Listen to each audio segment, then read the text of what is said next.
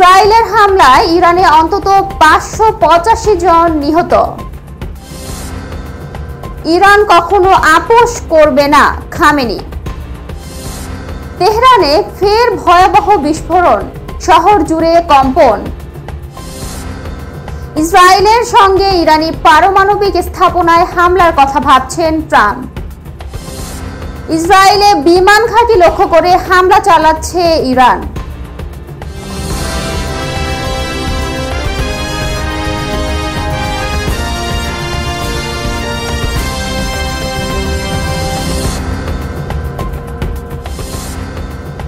আসসালামু আলাইকুম, আমন্ত্রণ জানাচ্ছি সার্চ টিভির আন্তর্জাতিক সংবাদে। আপনাদের সাথে আছি আমি নীলা ইসলাম। এতক্ষণ শুনছিলেন সংবাদের শিরোনামগুলো, এবার জানাচ্ছি বিস্তারিত।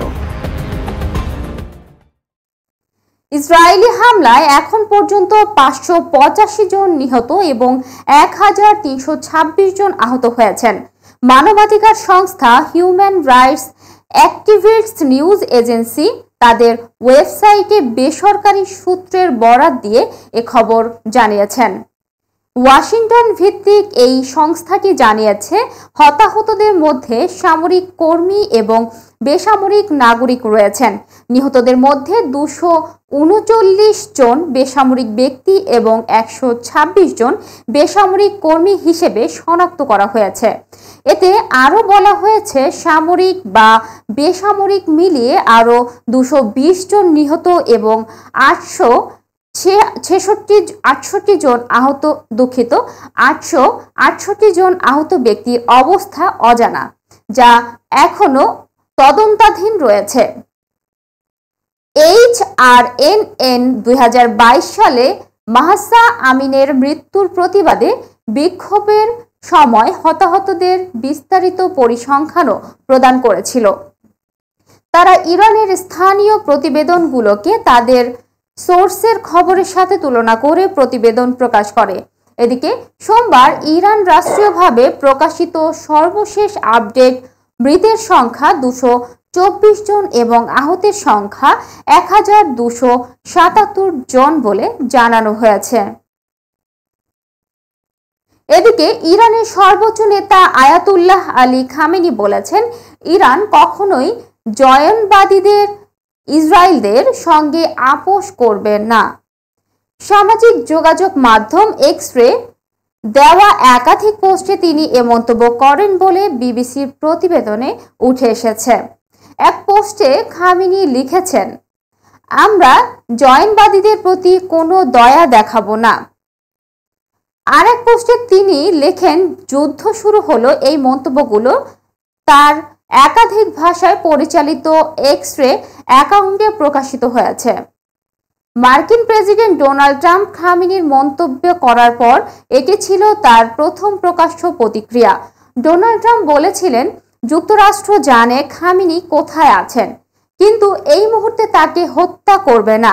এর আগে চলতি সপ্তাহে খবর প্রকাশিত হয়, ইসরায়েলে খামেনিকে হত্যার প্রস্তাবে ভেটো দিয়েছেন ট্রাম্প।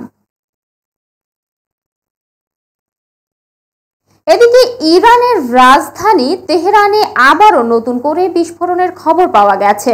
মধ্যরাতের পরপরই তেহরান জুড়ে একাধিক বিকট শব্দে বিস্ফোরণ ঘটেছে বলে জানাচ্ছে আন্তর্জাতিক বার্তা সংস্থা AFP।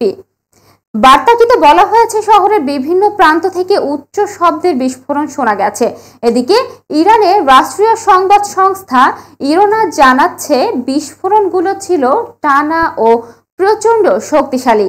তাৎক্ষণিকভাবে বিস্ফোরণের কারণ বা ক্ষয়ক্ষতির পরিমাণ সম্পর্কে নিশ্চিত হওয়া যায়নি। তবে রাজধানীতে আতঙ্ক ছড়িয়ে পড়েছে এবং বহু বাসিন্দা সামাজিক যোগাযোগ মাধ্যমে বিস্ফোরণের শব্দ ও কম্পনের কথা জানিয়েছেন। অন্যদিকে মার্কিন প্রেসিডেন্ট ডোনাল্ড ট্রাম্প ইসরায়েলের সঙ্গে যৌথভাবে ইরানের পারমাণবিক স্থাপনাগুলোতে হামলা চালানোর কথা ভাবছেন। বিবিসির যুক্তরাষ্ট্র ভিত্তিক অংশীদার CBS নিউজ এ তথ্য জানিয়েছে।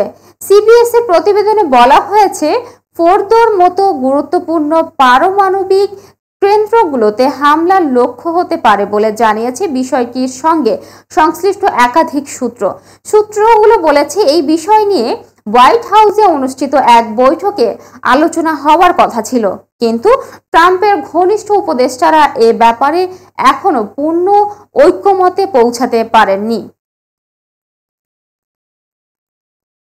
অন্যদিকে ইরানে ইসলামিক রেভলিউশনারি গার্ড কোর এক বিবৃতিতে জানিয়েছে তাদের সাম্প্রতিক ক্ষেপণাস্ত্র ও ড্রোন হামলাগুলো বিশেষভাবে ইসরায়েলের যেসব বিমান ঘাঁটি লক্ষ্য করে চালানো হয়েছে সেখান থেকে ইরানের ভূখণ্ডে হামলা চালানো হয়েছিল। বিবৃতিতে বলা হয়েছে, ইসরায়েলের বিরুদ্ধে আমাদের হামলা নিরবিচ্ছিন্ন, জটিল, বহুস্তর বিশিষ্ট এবং ধাপে ধাপে চলতে থাকবে। আমরা সেই বিমান ঘাঁটিগুলোকে লক্ষ্য করেছি যেখান থেকে ইহুদিরা ইরানের ভূখণ্ডে হামলা চালিয়েছিল। এর আগে ইরানের সরকারি সংবাদ সংস্থা IRN জানিয়েছিল ইরান মঙ্গলবার 10ম ধাপে ইসরায়েলের লক্ষ্যবস্তুতে হামলা শুরু করেছে।